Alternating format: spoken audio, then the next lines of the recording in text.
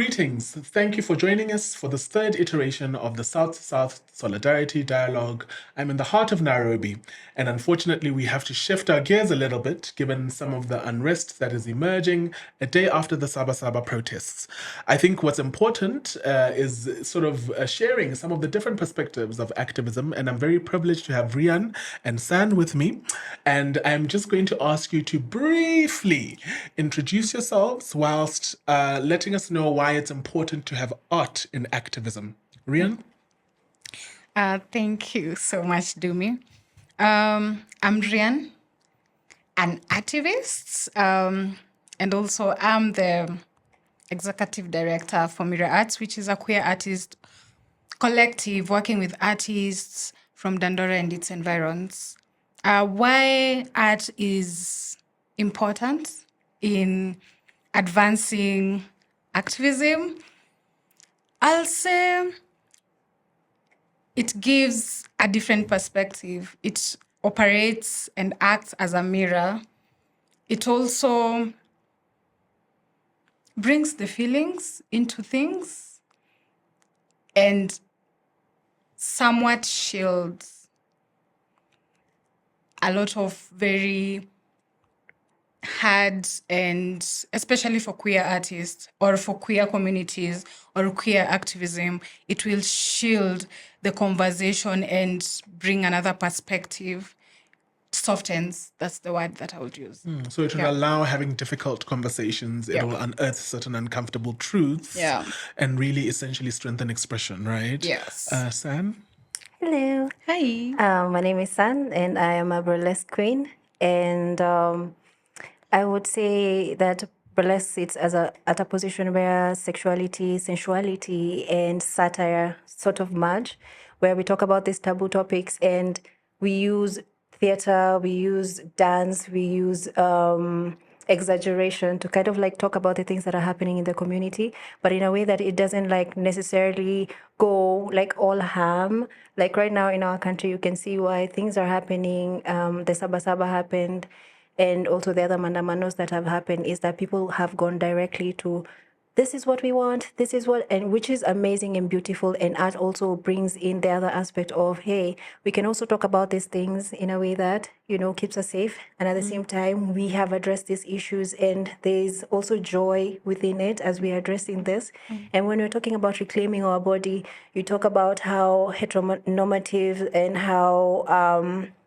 how beauty has been seen, and reclaiming your body in my art looks like where a trans person, a black person, a fat person, a slim person, every kind of body can be incorporated in a way that it can be celebrated. And that's your joy. And when you're joyful, you're able to even look at the places that that surround you, or the things that surround you, and go like, hey, this is not what is working for me. I would prefer things done like this and this to increase my joy in such and such manner. So I feel like art is very important in our activism. And Yeah. I mean, thank you so much for, just sharing so many different ways in which art can be integrated in activism. And I think for me, it couldn't be more important amidst shrinking civic space, right? And we know that it was a tool for anti-colonial movements, a tool for struggle movements, trying to, address apartheid and so forth. And so I guess then the question is, do we see that kind of creativity emerging amidst our polycrisis? I mean, we just had a session on climate justice, but do we see art emerging? Is it a prevalent thing? Is it something that is actually funded? Is it something that, when they say the revolution will not be televised, but, art is a contrast to that exact saying. So do we see any sort of emergence of artivism, even though we're seeing the freedom of assembly, the freedom of association being repressed? I would say yes. I would say we have seen people funding art, and we have also seen people feeling that art is not important. But the best thing is that the people that are the artists themselves keep at it, and we support each other. I feel like when we hold each other, we're like, okay, this is an artist that does, spoken word, and I'm an artist that does burlesque. So when we are supporting each other, we kind of like form a sort of like a cluster. Like right now, me and Rianne, we're like, okay, you are with me, and we work together. And in these spaces, we are going to ensure that our voices are heard, in as much as, yes, many people take it upon themselves to suppress us because they feel like there are more interesting things to fund or more important things to fund, unfortunately. But I feel like we're trying. We're doing the best that we can. But yeah. I'll say art brings life into most of the discussions that we get to have in these spaces, in advocacy and in activism. For example, the situation in Kenya, the state of affairs in Kenya at the moment, we have seen a lot. Even those who used to do poetry back when they were in school, now they have a reason to put a voice to whatever is happening here. But then also when it comes, okay, I've been in rooms where when it comes to like compensating artists, is like an afterthought. Like, okay, the venue has happened, but so we'll need art. We don't have a budget for art. We have seen that being taken as if it's not important.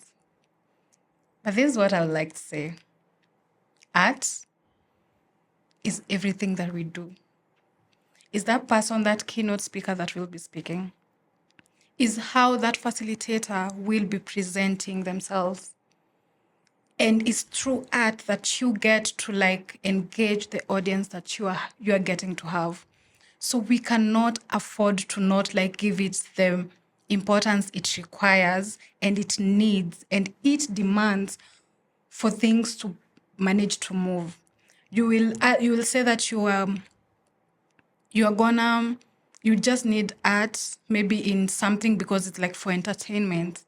But no, it's not just for the entertainment bit, is for adding life into whatever that container that you are trying to fill, that channel you are using is to adding life. So it's very important. And yes, we've seen that, yeah. The resources for art, they're very scarce. They're very meager, especially for the type of artists we are, that we cannot just perform in any space. Yeah. Security is something that we need to consider, meaning resources need to be there for you to get at least safer spaces for you to operate in. And for people like who are working with artists who come from the marginalized communities of our communities or of our countries, or the living spaces we live, we need to have resources that we can engage these artists, perform this art in a manner that can give more life and in a spaces that are very safe. And I've seen myself being told that the budget is too high, that could do a lot of things. If, it can be channeled to other things, because they think they're not seeing the perspective or all the details that need to go into creating this labor of work, including mental health. Like, there is a lot. That's why we have Akina-san doing some type of art that is bringing, like, reminding you to be in your body, be in the moment, appreciate yourself. But then for others who are doing speaking truth to power, then it will weigh you down. And these are some of the things. For example, if I was going to ask for resources that will need mental health incorporated, it's hard. Meaning I have to structure rehearsals and the art creation in a way that can help us to decompress. Is it decompress? Or just make sure that when you go back home, you're able to function. You are not thinking about the heaviness of the pieces that you are from doing. Yeah. San, maybe just a quick reflection on the importance of like the conversations that we just had recently. Why do you think it's important for us to bridge the silos, the issues, the identities, to ensure that there can be some form of transformative change for communities, Kenya and Africa at large?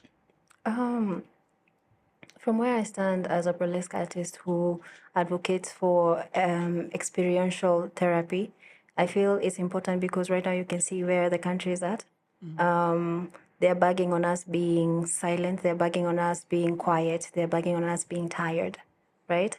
And when you look at the things that you can do to bring life to your body and to kind of like remind you that I'm still here, that I still have power and I can still do something that would make me feel like I deserve to be in the space.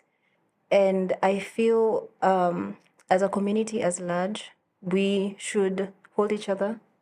When we hold each other, we kind of like, in as much as funding, yes, is needed, funding is a very big thing to think about when we want to do things, when we need things to be done, funding has to be there, right? But also we need to look at this part where we can meet at a garden and dance and remind each other, hey, you're alive. We can meet outside there, we can dance, we can laugh and remind each other that, hey, even as we are going through this, we are still here and we deserve to be alive and you're not going anywhere. I'm with you. It's important to remind each other region wise. Right now, region wise is like when you look at Uganda, Kenya, and Tanzania, they're bagging on us being tired, they're bagging on us being quiet. So, how do we jump? How do we cross borders to ensure that our sisters, our siblings also remember that they're still here and we're still together? How do you push your art in a point where it's not looked at as a by the way? It's looked at something that is holding hands, is something that should be here and is important and speaks value and speaks volume and also holds our history, right? When there's art and there's something to show, it lives in our body. It's not like these things that we can just talk about and then it's just fleeting. It lives in our body. When you dance, it lives in your body, right? You remember. And sorry, I lost your question. I feel like I got too passionate in it, and I'm like, listen here. No, but it's good enough. And I think for me, what I want to get to, and maybe you'd be able to sort of share a little bit more, Rian, is what should solidarity look like? I mean, you literally went there. Yeah. What should solidarity look like? Given the fact that we know that solidarity is expensive, there's a shortage in solidarity, and there's a shortage in joy. It is. Yeah. I can remind us all that there is this saying that says, they came for, we kept quiet because it was not us. They came for, came for your neighbor on the right, on the left, and all that. But you kept quiet because it wasn't you. That's what solidarity needs to look like. They came, for now, they are on to, I will talk about the Kenyan context. Now they're coming to and they're like suppressing the power that especially young men have, in the country. And how many queer people have been turning out in numbers in the streets. But then when now all this passes, they will come back to like, issues, queer people, it's not our business. But we are also young people. We have been in these streets, When it comes to resources being distributed, resource distribution, we are not a priority, even in our governments. And we're still citizens, right? We're still paying tax. So what we need to do to enhance this is to know that there's this thing that they say no woman is free until all women anywhere are free. But then how about no person is free until all people are free, wherever, whenever, in all aspects. When you look at a person or a queer person, see the humanity first so that we can be able to correlate and hold each other in grace, in joy, support each other, protect each other. Yeah. There's one thing that I've been trying to do for quite some time, and I think I did a post on that's how long it has taken me to try create spaces for persons coming from affiliated with Mirror Arts to come out and engage not only just in queer activities, but also in other things that concerns their citizenry, Yeah, like take part in them properly, even when like, how could I say it? Even when security is a key, and that's what I've been doing. Like, make sure that I get into this room, assess the situation, which can take a long time to know. Like, okay, if that feminine gay man came, if that trans person came in this space, how will they be treated? Create that alliance so that when the team comes, then they're able like to like relate properly and showing fully as who they are authentically. And I think that's what it means. I know I've said a lot around that, but yeah. So then, to close off, maybe in one sentence, what is the most ideal picture of Africa that you'd like to see? Oh my gosh. In one sentence. Oh my God. Flamboyant. Free. Rich. Yeah. I'll say in tune with who we are, with our roots, full of life, with everything that we do, always giving and choosing life.